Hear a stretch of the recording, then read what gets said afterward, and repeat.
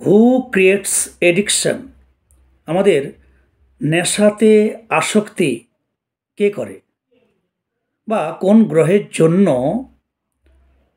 আমরা নেশাগ্রস্ত হয়ে পড়ি?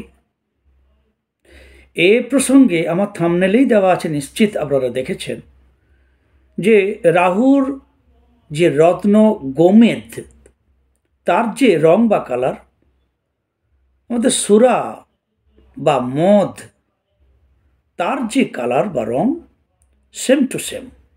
কেন? এর মধ্যে যে এরই জট লুকিয়ে আছে, এ বুঝতে আশা করি কারো বাকি নেই। কিন্তু কেন, কিভাবে হয়, এই নিয়ে আমার আজকের আলোচনা আপনাদের সঙ্গে। সবাই সঙ্গে থাকবেন। সাবস্ক্রাইব না করা থাকলে বন্ধুরা সাবস্ক্রাইব করে সঙ্গে থাকবেন, এবং সুচিন্তিত মতামত কমেন্ট বক্সে অবশ্যই লিখবেন, কারণ আমি আপনাদের কমেন্টকে ফলো করি।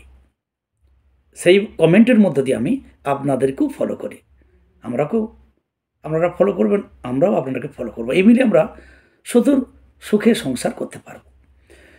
এই রাহু সেই গ্রহ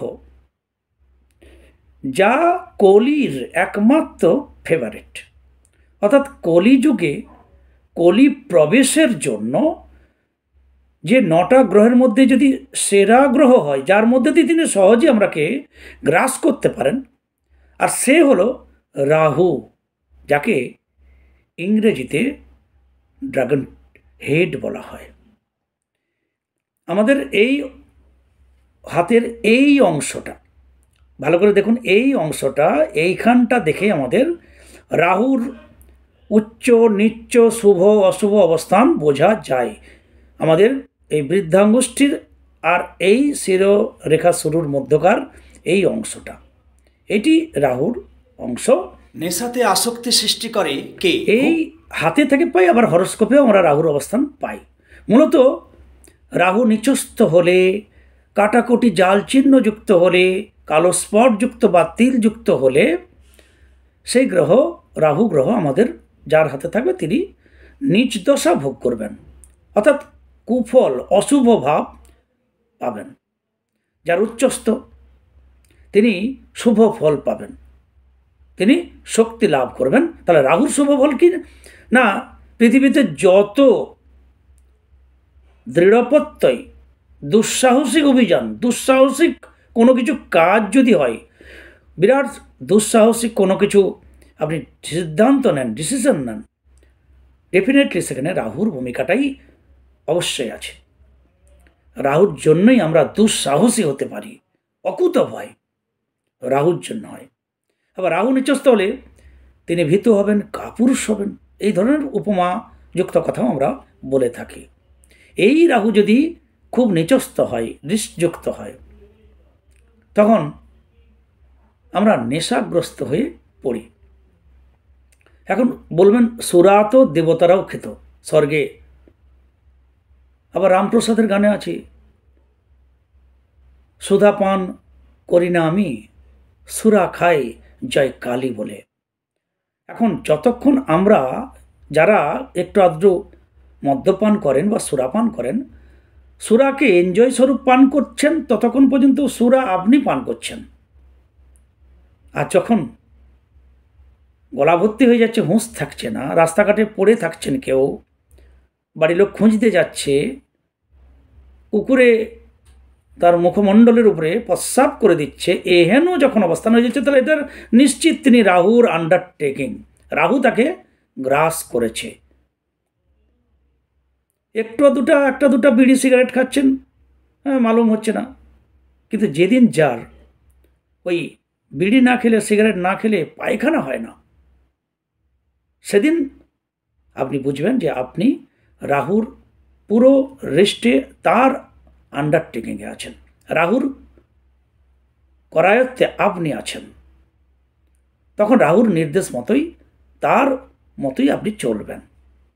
আর রাহুর মধ্য দিয়ে কলি আমাদের মধ্যে প্রবেশ করে, উচ্চাকাঙ্ক্ষা, অধর্ম, যেটাতে আমরা জ্ঞান পাপি, যারা জানি আমার এটা খেলে আমাদের শরীরের খারাপ হবে, অকালে আমি মারা যেতে পারি, যা আমার পরিবারের পক্ষে খুব খারাপ, কিন্তু তবুও আমরা আবার অনেকে তো আবার এক হাতে সিগারেট আবার এই দুটো একসঙ্গেও সহ্য করেন কি করে জানি না, তো করেন কিন্তু, কারণ আপনারা অনেকেই দেখেছেন।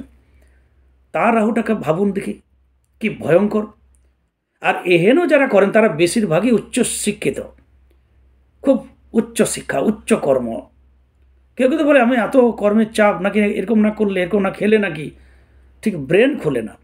তো যার মদ্যপান না করলে, একটা বিড়ি সিগারেট না খেলে ব্রেন খোলে না, তিনি কাজ করতে পারেন না, এ কোথায় লেখা আছে? তাহলে আপনার বুদ্ধি সিগারেট বা বিড়ি বা মদ্যপান না করলে যদি না খুলে, তাহলে আপনি যে রাহুর আন্ডারে আছেন, তার জাকড়ে আছেন, তার রিস্টের মধ্যে আছেন, আপনি পুরোপুরি রাহুগ্রস্ত। এতে বোঝার কি বাকি থাকতে পারে? না বোঝার মতো কিচ্ছু ব্যাপারই নয়। যেদিন আমার একটু একটু করে একটু দুটা বিড়ি, চারটা, তারপর কাঠার পর কাঠা, প্যাকেটের পর প্যাকেট সিগারেট, প্যাকের পর প্যাক, সেদিন আপনি রাহুর গ্রস্ত, রাহুর ডেফিনেটলি। আর এখানে বিশেষ করে মদ্যপানের নেশার সঙ্গে রাহুর কেন আমি আজকে তুলে ধরলাম, দেখবেন রাহুর গোমেদের যে কালার, যদিও গোমেদ মানে গোমূত্র, আমাদের গোমাতা বা গরুর পেশাব বা প্রস্রাব, ইউরিনের সঙ্গে এই কালারের মিল আছে, কিন্তু আমি মনে করি ওটা আগের যুগের জন্য ছিল। তখন আমাদের এক ঘর গোয়াল ছিল সবার বাড়িতে, মাটির বাড়ি, এক ঘর গোয়াল, আমরা গরু ফেলে গোবর ফেলেছি, কত প্রস্রাব সরিয়েছি। এখন আর গরুর গোবর গোয়াল আর কারো ঘরে নেই, এখন ওই মদ্যপান, ওই মদ্যের যে কালার আর গোমেদের কালার দেখুন সেম।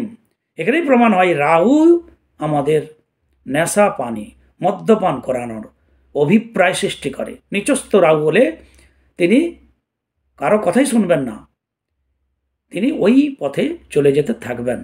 আর ওর মধ্য দিয়ে কলি আমাদের মধ্যে প্রবেশ করে, আমরা এডিক্ট হয়ে পড়ি, ব্লাড রিলেটেড হয়ে যাই। তখন না হলে তখন শরীরের বরং অসুবিধা হতে থাকে, উল্টো সিস্টেম।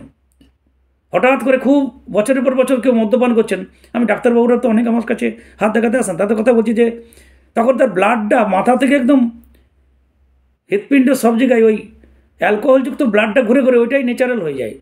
হঠাৎ করে তিনি যখন ব্লাড থেকে অ্যালকোহলকে সরিয়ে দিলেন, তখন ওই ভালো ব্লাড ওই শরীর আবার নিতে চায় না, হাত পা খিচুনি হয়, এই ভাইব্রেশন হয়। তখন ডাক্তার বলে না, ওকে একটু একটু দেবেন দুবেলা, ওই খিচুনিটা যাতে না হয়। তাহলে কলি আমাদের রাহুর মধ্য দিয়ে প্রবেশ করে, রাহু আমাদের নেশাগ্রস্ত করে তোলে। দাঙ্গা হাঙ্গা, ঝামেলা ঝঞ্ঝাট, সন্দেহজনক কথা, অপকর্ম দুষ্কর্ম, এই জায়গায় অস্থানে কুস্থানে যাওয়া খাওয়া, এর মাস্টার রাহু। আবার রাহু, ওই রাহু যদি ভালো থাকে, তিনি হিমালয় জয় করতে পারেন, তিনি অসাধ্য সাধন করতে পারেন। এবার প্রশ্ন, রাহু যদি নিচস্থই থাকে কি করব?